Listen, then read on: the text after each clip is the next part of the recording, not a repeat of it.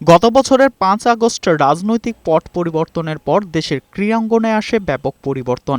নাজমুল হাসান পাপন বিসিবির সভাপতির পদ থেকে পদত্যাগের পর জাতীয় ক্রীড়া পরিষদের মনোনয়নের মাধ্যমে বোর্ড সভাপতি হন ফারুক আহমেদ।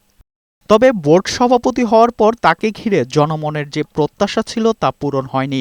উল্টো তার বেশ কিছু একক সিদ্ধান্তের কারণে সমালোচিত হচ্ছে বোর্ড। এর আগে গঠনতন্ত্রে পরিবর্তন এনে ক্লাব কাউন্সিলরশিপের সংখ্যা কমিয়ে দেওয়ার প্রস্তাব করা হয়েছিল।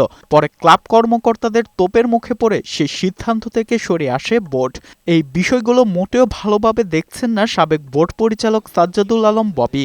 বৈশাখী টেলিভিশনকে দেওয়া একান্ত সাক্ষাৎকারে তিনি বলেন, গঠনতন্ত্রে পরিবর্তন আনতে হবে দেশের ক্রিকেটের উন্নয়ন ও ক্রিকেট সংশ্লিষ্টদের স্বার্থে। সংস্কারটা করে এমনভাবে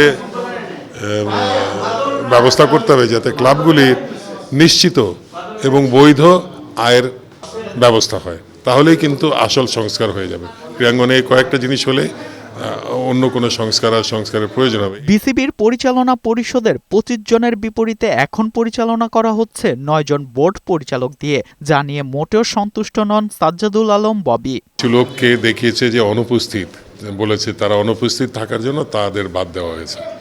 এটা কিন্তু একেবারে এটা প্লেন এন্ড এভিডেন্ট যে এটা একটা দুরভিসন্ধিমূলক একটা ব্যবস্থা ছিল।